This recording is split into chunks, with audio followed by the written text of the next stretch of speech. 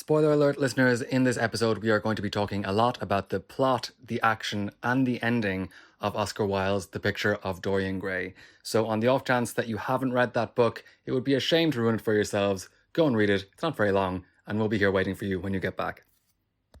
Hello, and welcome to Irish Passport. Let's do it. Welcome to the Irish Passport. I'm Tim McInerney. I'm Naomi O'Leary. We're friends. Okay, well to Naomi. Anwar Fad Tim. This is your passport to Irish culture, history, and politics. Uh-huh. I'm recording. One, two, three. Okay.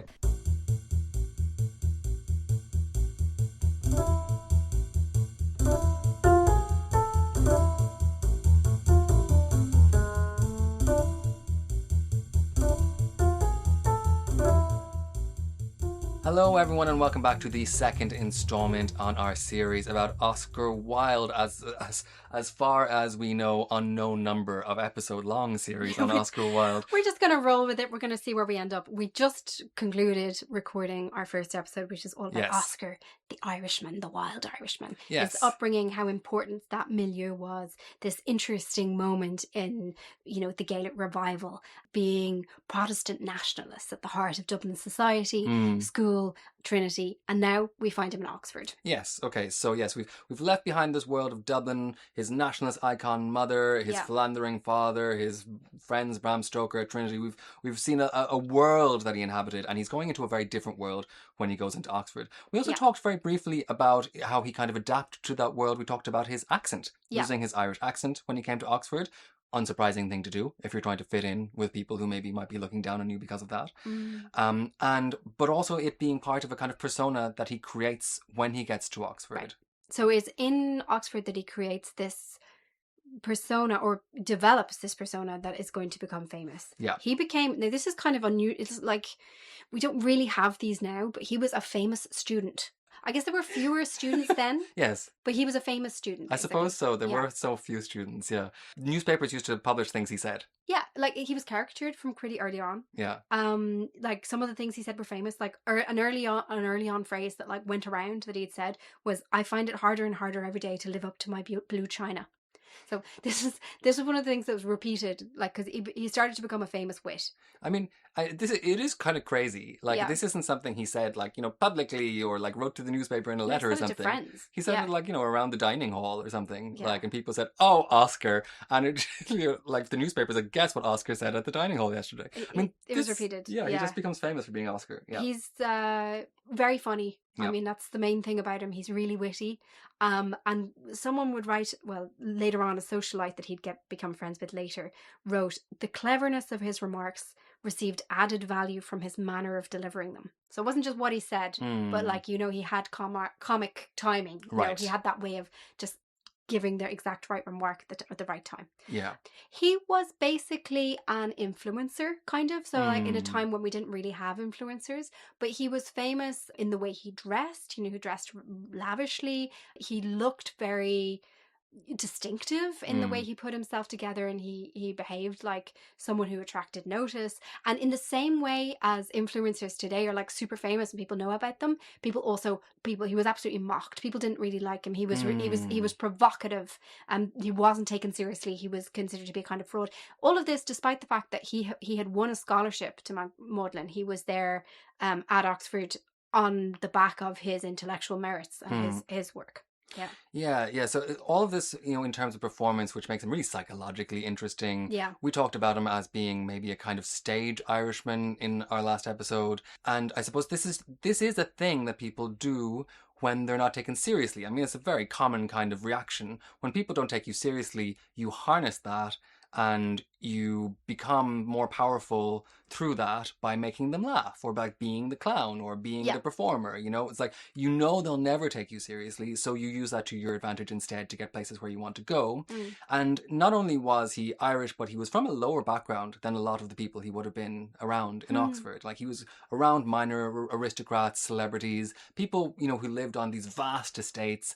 Like, he was coming from a much lower income bracket. Being the son of a doctor was not very impressive in, Right. in modeling college. So you can see that he might have felt a little bit lesser than there. He has this kind of colonial aspect that he's Irish. He also has, his kind of eccentric, maybe like campy way as well.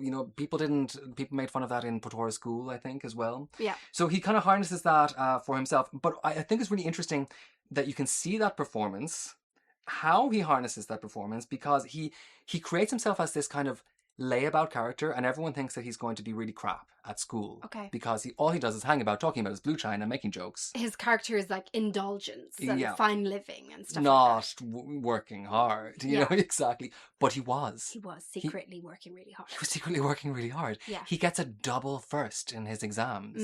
And he just does this like brilliant job at his studies. Yeah. And everyone, including his professors, apparently were like, what? So, I love that. I know, it was a nice little flex, but it's also I find it kind of sad though as well, because he didn't feel confident enough to just own that. He had to be the clown. I see. As well as being the hardest working student in that college. And he was hiding the second one because it was interfering with the first one. That's a lot of emotional work, for someone. I see. Yeah. Should we talk about aestheticism? Yes. He became, so when I mentioned him being an influencer, he was kind of taken as like a symbol of the age, and he was like the personification of this movement called aestheticism. It's that art should be appreciated for its beauty rather than its function kind of thing. A lot of his early quotes about art and things are wonderful when they're useless and all that kind of thing. This is all about the aesthetic movement. The aesthetic movement is quite interesting. Politically, is that the way you'd put it, I suppose? Sociologically, maybe? Yeah, because in a way that we wouldn't get now. Okay. So it seems very... It must be a rejection of something, is it? What do you think? Can you guess? The Industrial Victorian Revolution? London, it's a rejection of moralism. Moralism. Everything in Victorian London is a rejection of moralism. Okay. Because the motto for the aesthetes was art for art's sake. That was the idea. Like you just said, things should be beautiful because it's beautiful for them to be beautiful and good. Right. Like, that's it. It doesn't need to have a didactic element. Exactly. Right. It doesn't need to have a moral element, which doesn't sound that wildly radical to us at all today. It sounds actually very, very tame. But in Victorian London, that was really provocative. Art was already kind of seen with this half-suspicious eye, and like it always kind of has been. Novels, distracting young girls, that kind of thing. Seeing that art is like this kind of dangerous influence. So that art needed to be harnessed all the time. Literature and art needed to be harnessed and made moral. But by saying art for art's sake, it's like artistic anarchy. Okay. It's saying, let it off the leash, let it do whatever it wants. And this was seen as a... giving in or an advocacy of immorality. Okay. That's how people took that. Now, he actually satirizes this. There's a line in The Importance of Being Earnest.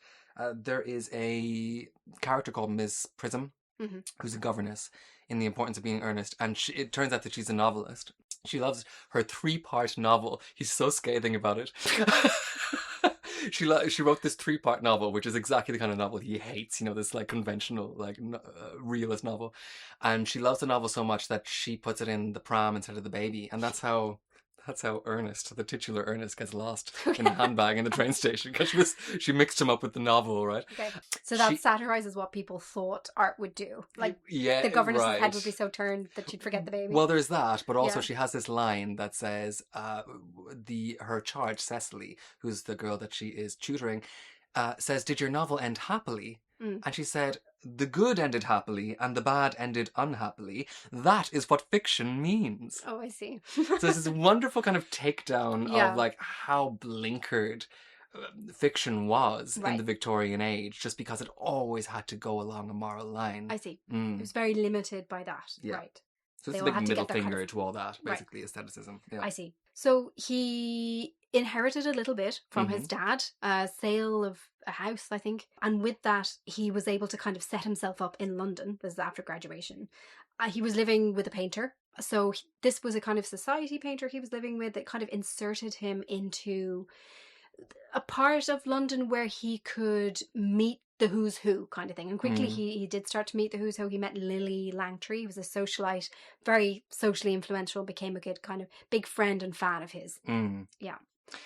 He was writing poems. He wrote poems. They mostly weren't at the time well received. Weren't that well received? No, by critics. They didn't like them. This is it. Like, so again, like the influencer thing, anything he produced was sort of mocked. Yeah. He was caricatured very unflatteringly. He was a journalist as well, so he like wrote defenses of Charles Stuart Parnell at the time of his divorce and scandal and all that kind of thing. He was a committed nationalist. This is All the something we time. shouldn't like gloss over. Absolute nationalist politics. Just like his mother. Like he took after his mother, big into the home rule movement. Right. And he had some friends, I think it was Mahaffey, his professor in Trinity. Yeah, the one who took him to Greece. The one who took him to Greece, who was very close to his mentor, basically. Yeah.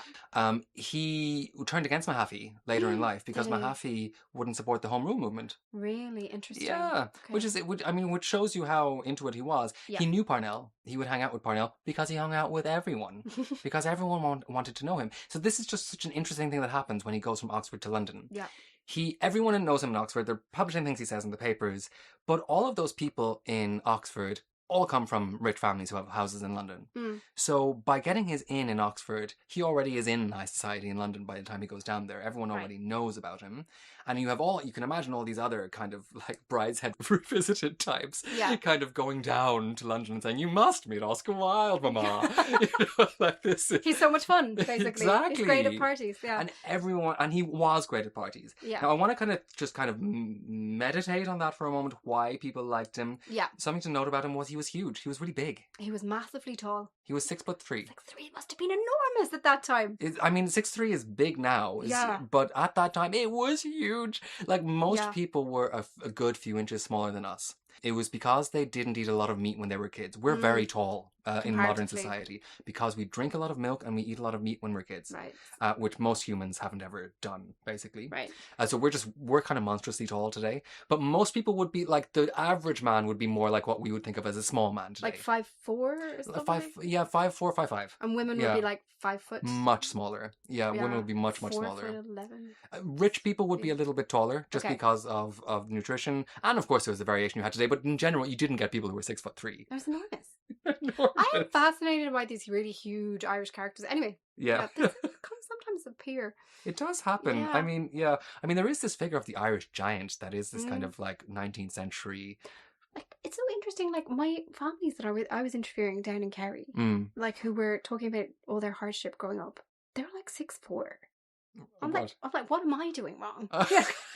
Anyway, a good bit of farm work for you, Naomi. Exactly.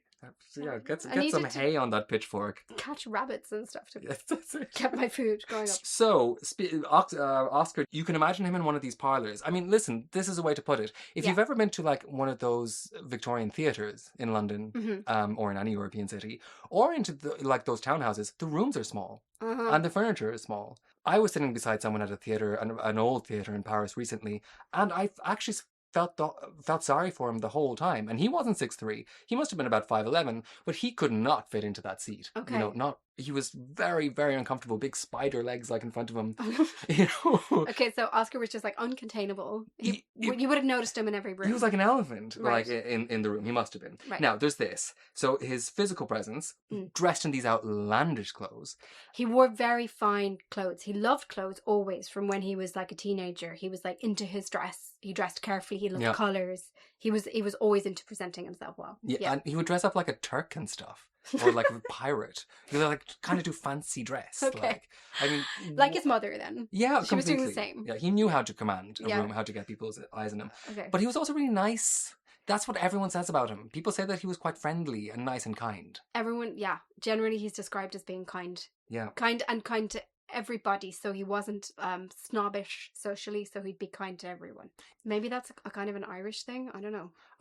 Or maybe it was more of the kind of, getting people to like you thing. But Maybe. it's actually, you know what, being kind and nice to everyone is not an easy thing to pull off. Actually, very few people do it. It's very hard to fake. Okay. You know what I mean? Like, people who are kind and nice to everyone usually are quite genuinely kind people. Okay. Because like other people just can't really kind of keep it up. They get tired of it, myself included. But so there's that. Now there's also the way he spoke. So we kind of talked about it earlier. Yeats says at some point, and now I have no idea where this quote came from. This It's is the lost poet in my notes. W.B. Yeats. The poet W.B. Yeats. He met Wilde. Knew Wilde. Of course he knew Wilde. Just like everyone knew Wilde. Yeah.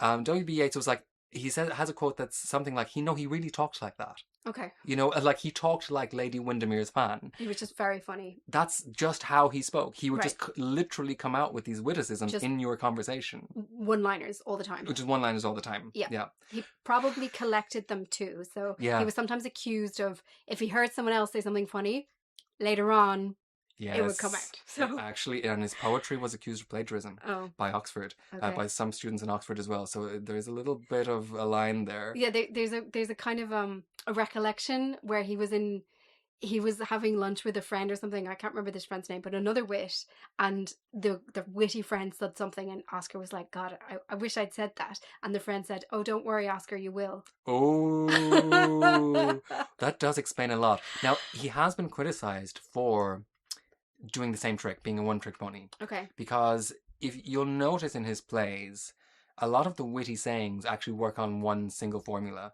Mhm. So it's an inversion, Yeah. basically. So I can resist everything except temptation. It's the last word of the sentence. It's going Yeah. to subvert what you thought you were going to hear. Exactly. And that's why it's funny. And that's why it's funny. Yeah. It's every time. So like Mhm. another one he says is, charity is dangerous because it produces a multitude of sins. Yeah.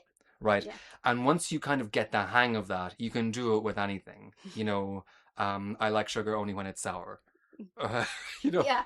Right, that wasn't a great one, but Yeah. I But if you me find some one kudos for that coming kind of off the cuff. appears to reveal some hypocrisy in standard morals, then it's a great witty thing. Yeah. Yeah, exactly. Yeah. So his plays are full of this, and I think he just really kind of mastered that, and he obviously used it in his conversation a lot. Yeah. People loved it. I think that's basically it. So later on, like, he wouldn't write his plays for ages, Yeah. but he finally hit on plays after writing all kinds of different things. Mm. And they're kind of like a compilation of all the witty things he's said. Like, he's just spent years in conversation refining this stuff, and it ends up in these plays, and it's hilarious. Yeah. Anyway. One last thing I want to say about his presence in the drawing rooms. Yes. That he has this background. We can't forget this. Mm. He has this like diva nationalist icon in Mother. Yeah. Dublin, who everyone would have known. They would have known about her. Even in London. Even in London. Yeah. I mean, she was she was a name, right? Okay. She was a celebrity, Yeah. right? And anyone who had been to Dublin definitely would have, known about her. She would have been talked about for sure. And he's an Irish Protestant. He's kind of exotic. Yeah, he's exotic. The other thing is, do you ever meet like a young person or a teenager who's grown up in a household of like people who are really good socially and has been at the parties, the adult parties already? They have that leg up Right. in like society and conversation where they're just kind of able to hold their own in a way. I Right. think Oscar Wilde's like that. Like he had tremendous preparation for this growing up in the house he did in Merrion Square, where it was a hub of the who's who of Dublin society, and he would have been going to those parties and meeting all of those people and overhearing. Apparently when he was a kid, he and Willie, they were allowed to be there for the dinner parties, but they could be in the room, but they weren't allowed to speak. They would just listen. All right. So he absorbed a lot, I'm sure, ahead of his time. He would have known all about politics and humor and art and all that stuff. He would have picked it up. Yeah. And very knowing how to deal with very self-important people, I suppose. Probably like diplomats are, socially adept. Yeah, learning how to deal with it. Because it Yeah. can't, I mean, the idea of being in a room full of people who think about themselves as Ireland's best writers Mhm. and artists is like my idea of hell, because because I find those kind of people actually very difficult to talk to, often because their genius is linked to just a bit of weirdness, or a little kind of volatility or something. Yeah. They're often, the most genius people are often extremely difficult to have a normal conversation with. So mastering that, like you said, like a diplomat, I suppose that is a talent. Yeah. Yeah, you go. Okay, so Oscar Wilde, as we said, was famous as an example of the aesthetic movement, of aestheticism. And so he gets invited to come on a lecture tour of the United States, almost as like a human exhibit of aestheticism, because this play, which is a send-up of the whole aesthetic movement, this Gilbert and George play, what's it called? Patience? Gilbert and Sullivan play. Oh, sorry. Yeah. Gilbert and Sullivan play Patience is going to go on this tour of the US. So they bring this representative of the movement over to give a kind of related lecture tour as part of publicity. And basically for people to come and gawk at. I mean, Yeah. this is really funny. Yeah. It's a really funny idea. Yeah. But it did work. I mean, this would be a bit like, imagine you have a play that makes fun of emo music. Yeah. But emo music hasn't reached China yet. So you send like loads of emos to China to show what they are. to show what they are, and Yeah. then you send your play on making fun of them. I see. That's what they're doing basically here with the aesthetic movement. It also shows how established the aesthetic movement was. If you have operas making fun of it, Yeah. you know, everyone has to know a lot about it before you can do that. Yeah, we'd have to think of something. Oh, this is definitely exists now, though. Like, you would have things that make fun of something in society, like, there's like that whole series of films, like they're in France, they're in Italy, they're in different countries where they make fun of a culture clash between North and South or something like that. Oh, yeah. That'd be a typical kind of thing. Right. Yeah. It becomes famous as like a societal trend. Yes, right, exactly. Yeah. So that's what's happening here, and the Americans love him. They love They him. adore him, Yeah. right? This is when he says, by the way, when he's going through customs into the United States, this is when he says the famous line, "I have nothing to declare except my genius." Again, one of these inversions, right? He probably rehearsed this. He probably studied, like, just as he was secretly studying in Oxford to have his marvelous results. He learned to polish and shine his wit. Not that he can do it spontaneously, but he was also, he worked on these lines and delivered them to good effect theatrically. Yeah. Something I think maybe that's influential at this point is how much he's caricatured.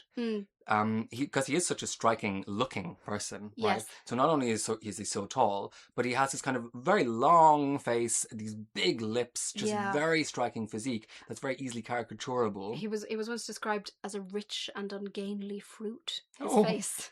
Who said that? I can't remember. God, probably best. I always thought that was very evocative.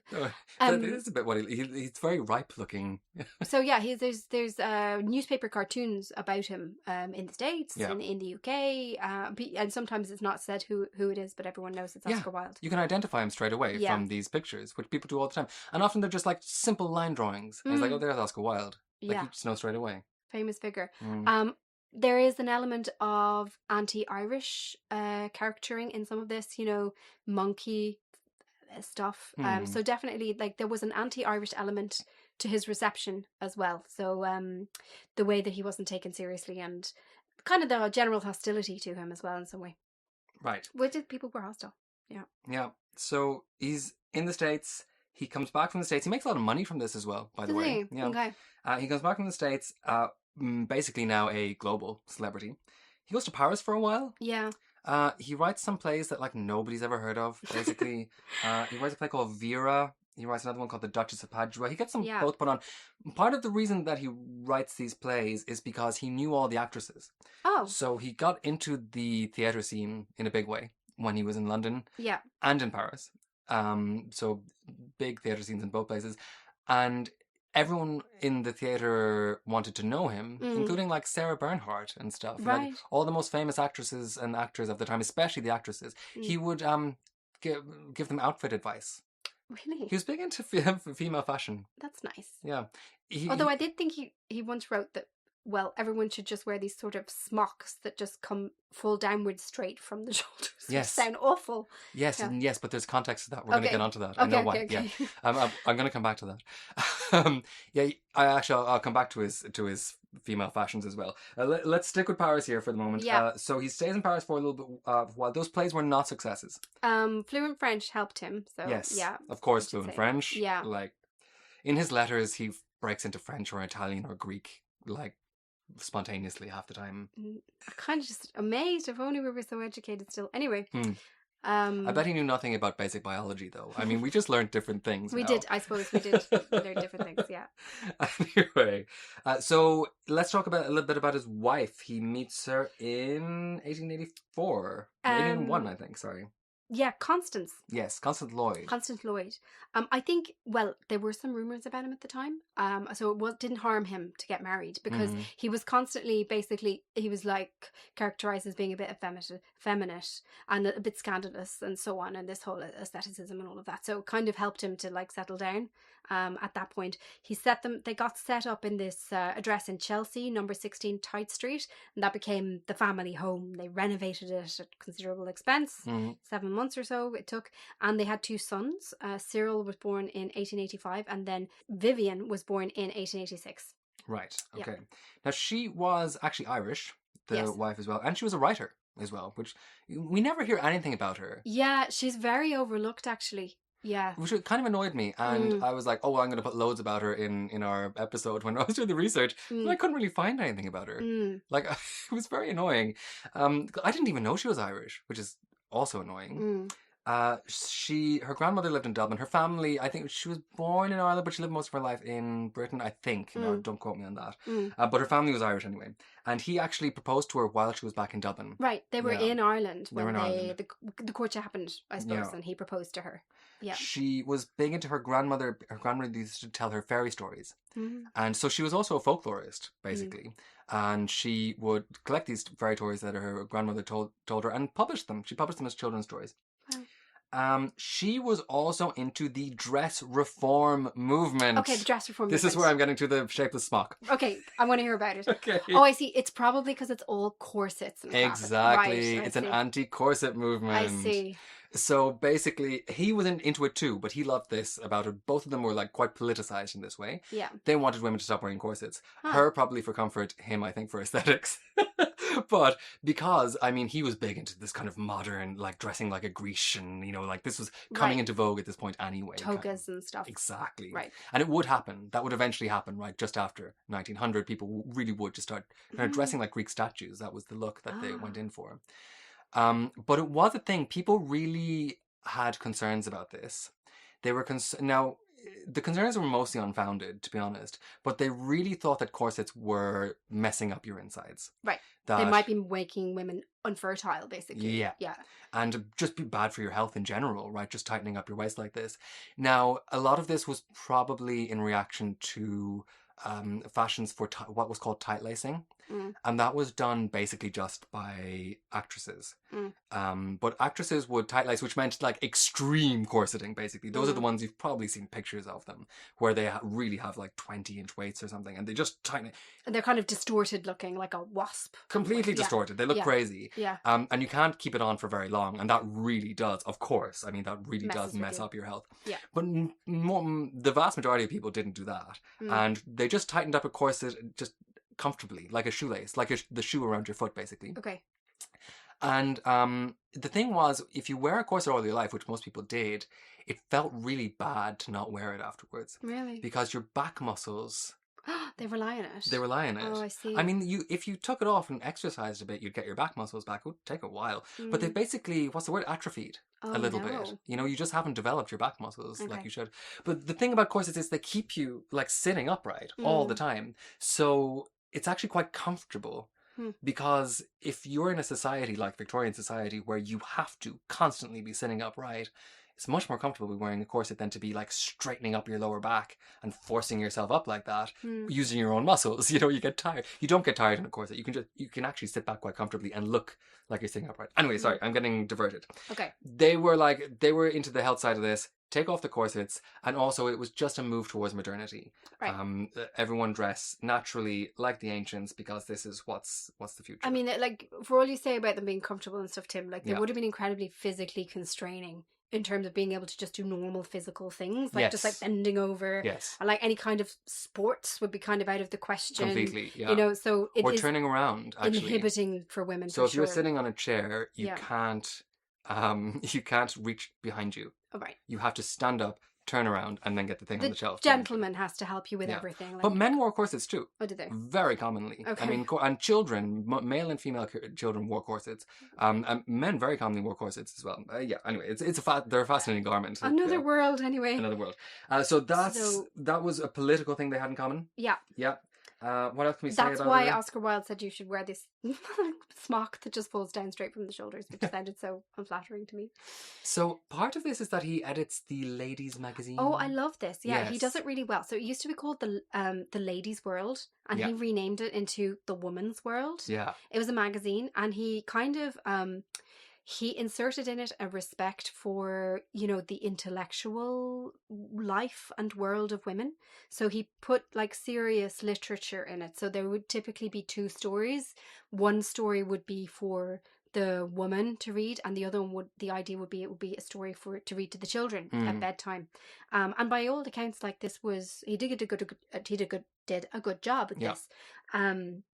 And but it didn't interest him for too long. So he started off doing a good job, and then he became more and more of an absentee editor and just like wasn't around because he started to focus just more on his own writing. I think something really interesting is that at this period, it's now that he moves away from the poetry that he'd been doing, and he starts writing children's stories, fairy stories, Yes. which I think stand the test of time as some of his absolute best work. Stuff. They are absolutely beautiful. Things like The Happy Prince, The Selfish Giant, The Star Child, The Nightingale and the Rose, The Remarkable Rocket. They're all classics. Most of them were published together in a single volume in 1888. I remember reading these myself as a child, and just remain captivated by them. They're absolutely beautiful. It makes a lot of sense that his wife was also a folklorist as well. I mean, they were obviously both doing this, and I imagine because they both had young children at the time, he was probably writing these for his kids. He was probably telling them bedtime stories. For sure. Yeah. The volume as it was published was called The Happy Prince and Other Tales, Bedtime Stories, I think. Okay. They're actually described as, yeah. There you go. He's found an outlet for his literary capabilities, which is telling his children bedtime stories, and he's compiled them and he's put them into this book. Also, you can really imagine, big giant Oscar Wilde, kind of curling up beside the little Victorian bed with his.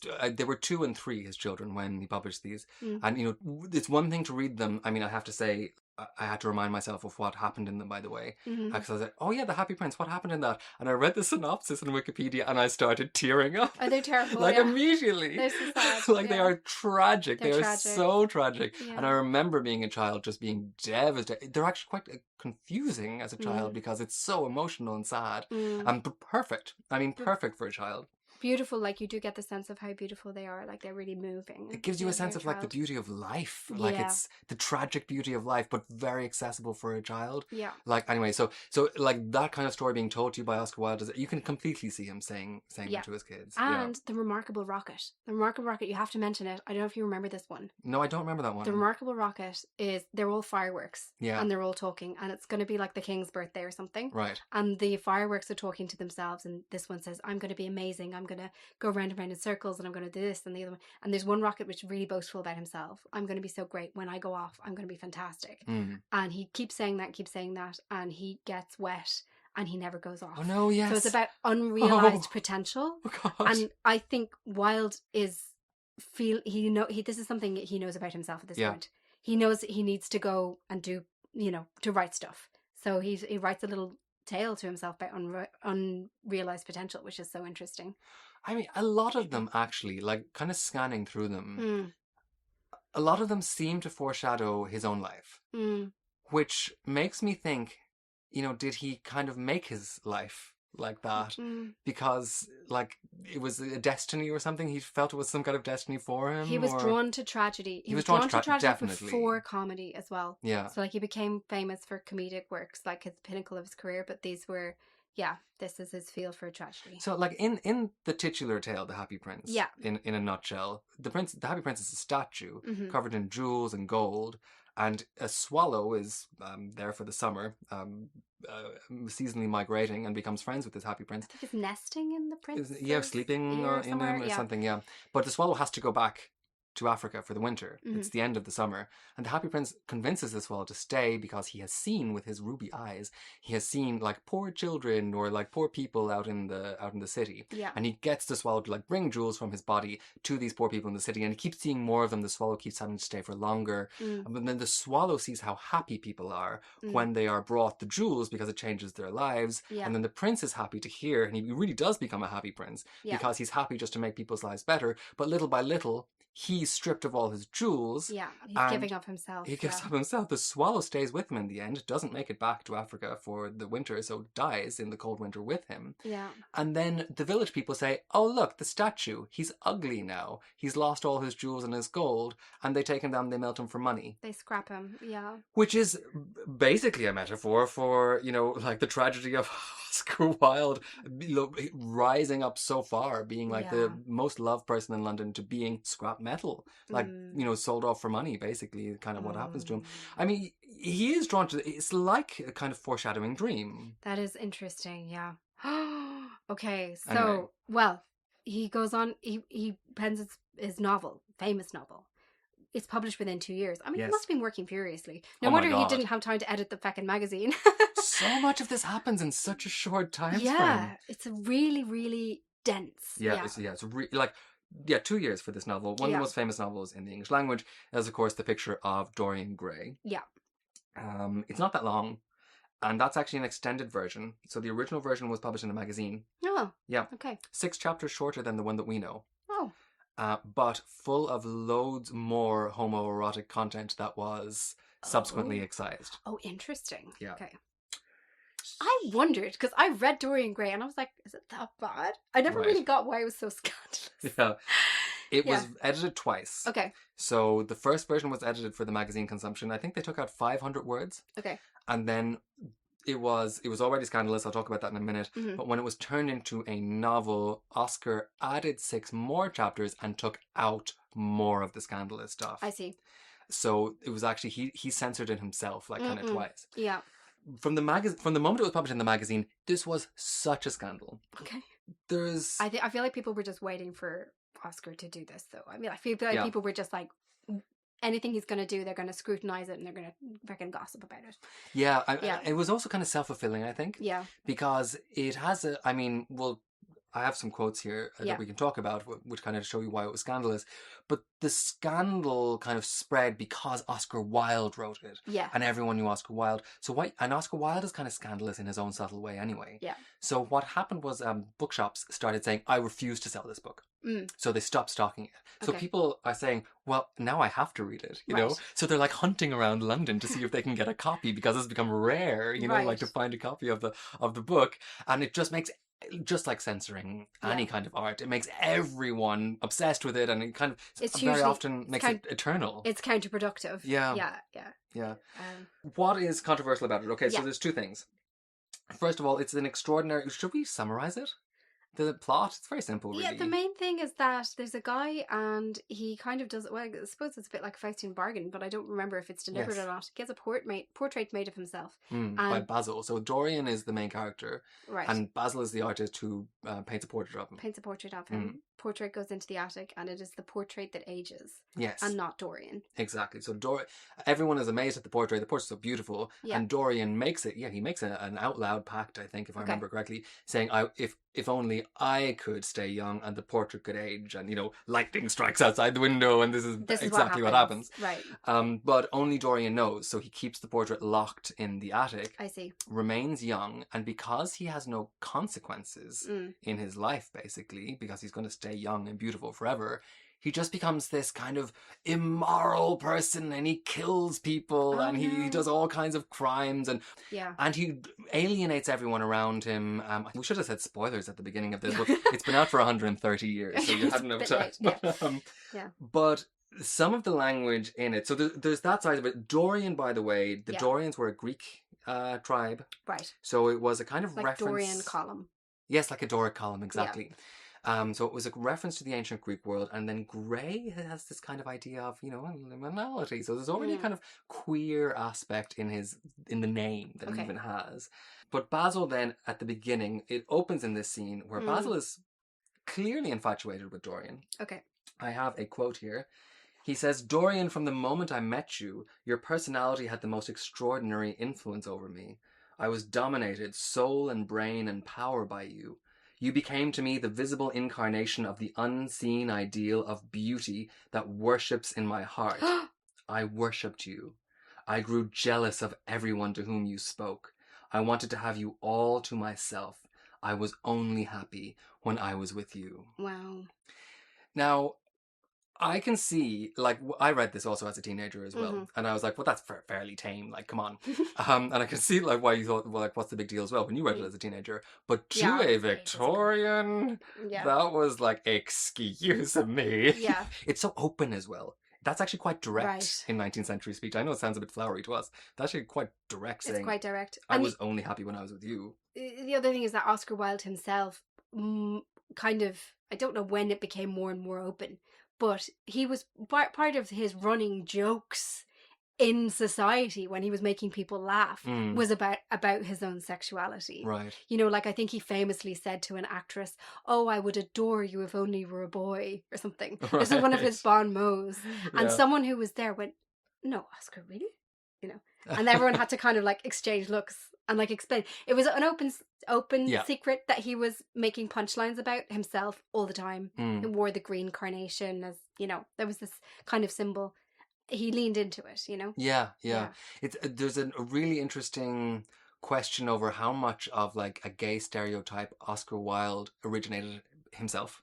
Because a lot of what we think about as gay stereotypes is just a stereotype of Oscar Wilde. Wow. You know that, yeah, absolutely. But or how much of it that he played up to that was pre-existing. I often think about this because there's a character in the Canterbury Tales who's gay, or like I suppose into men, because we can't really use these terms before the 20th century. But Interesting. like the character in the Canterbury Tales is like recognizably camp. So I was like, oh, this is a much older culture actually than Oscar Wilde. So I don't know like how much was Oscar Wilde kind of Ye olde twink. yield a twunk, yeah. So I don't know how much like people would have recognized this as a very valid cultural code, or how much Oscar Wilde actually made that code into a thing. Interesting. Like, by him.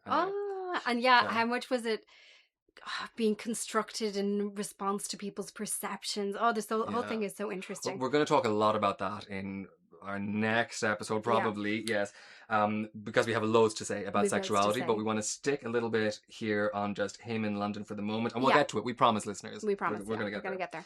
So, getting back to the book, Yeah. Dorian Gray. Now, one of the other reasons, so we had the homoeroticism that we talked about. One of the other reasons that it was considered scandalous was because it was decadent in Okay. a Artistic way? artistic way. Right. Yes. So decadent, not in just the general meaning of the word. Decadent was a movement, the decadence movement. Right. And the decadence movement was kind of taking further the aesthetic movement that we talked about, the aestheticist movement. It was a kind of nihilist version of that, I Okay. suppose. So it had been established by a French writer, or epitomized by a French writer named Joris Karl Huysman in France. He had written a book called A Rebours, and it's kind of a early, God, I don't want to say modernist novel, but it doesn't have a plot or a story. Okay. It's aimless, which is, you know, riotously avant-garde for the time. We're ages before people started doing that kind of on the popular literary scene.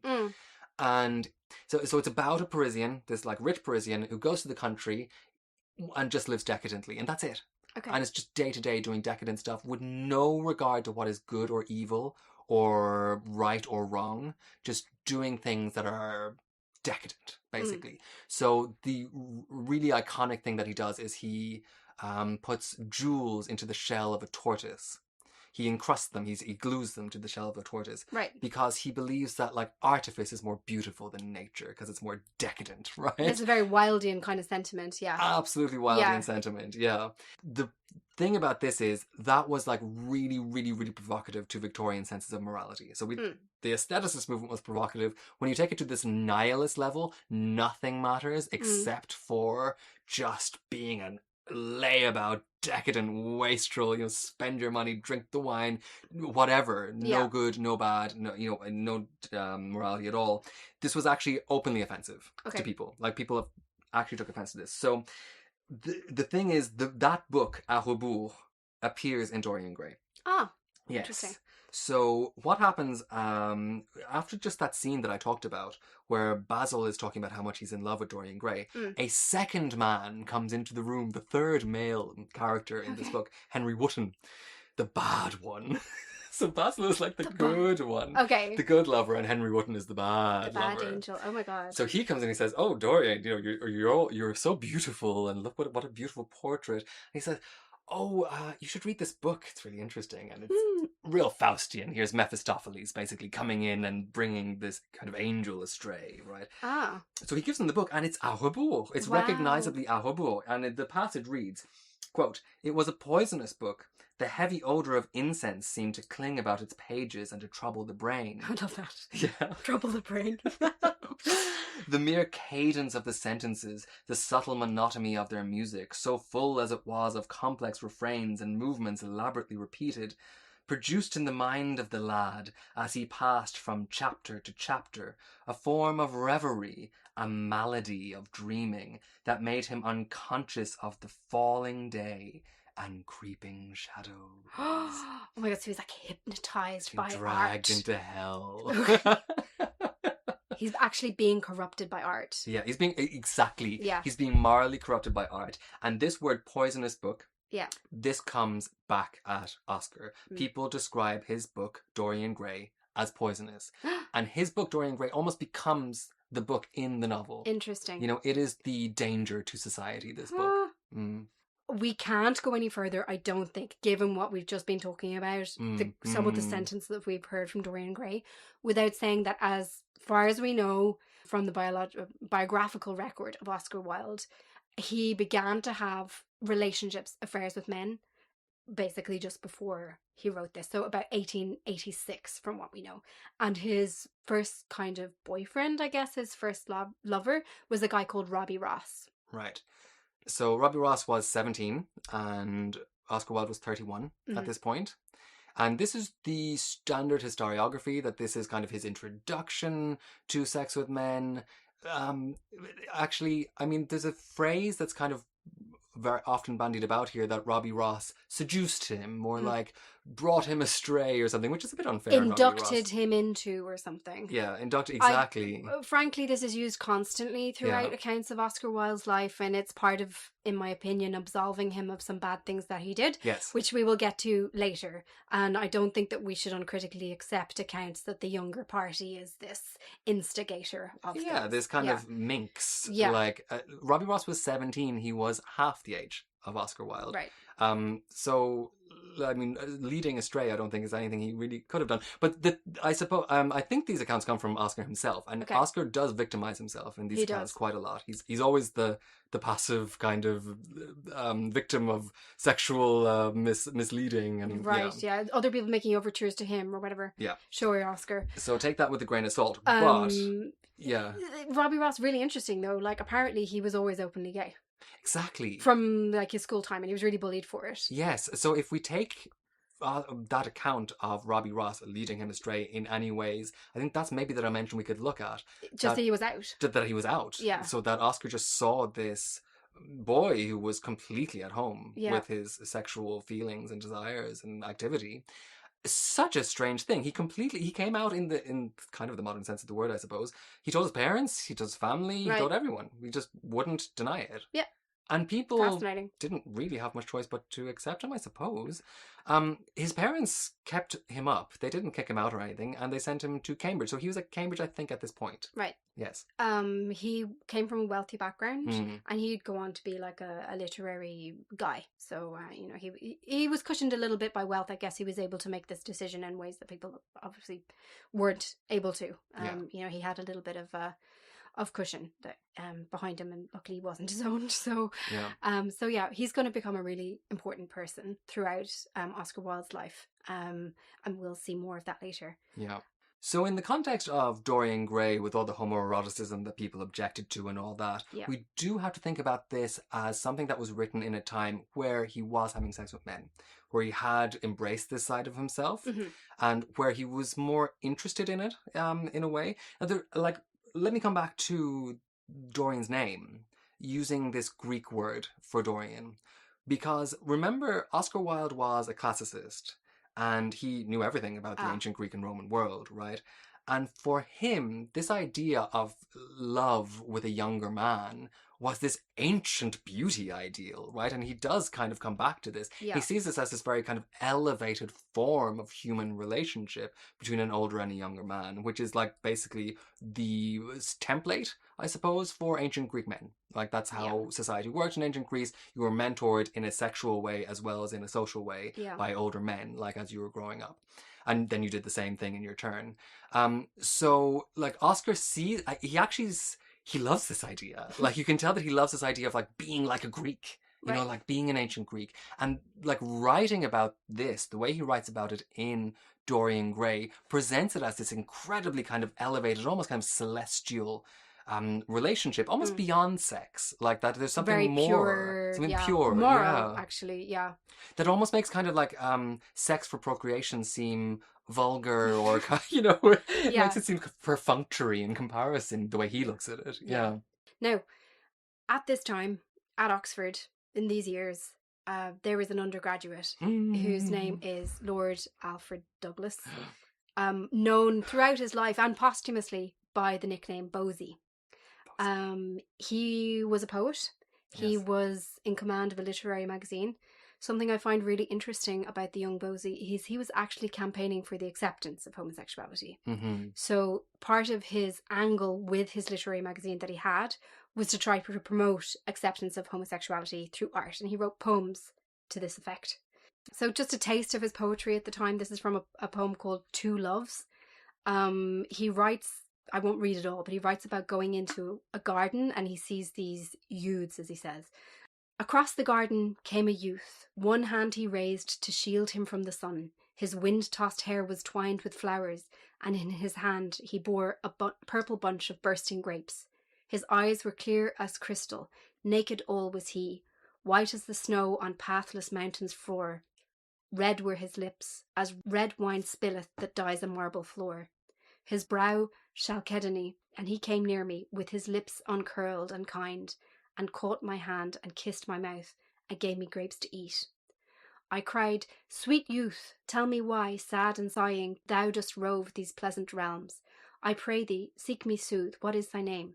He said, My name is Love. There's two youths he's talking to at this point, just to make clear.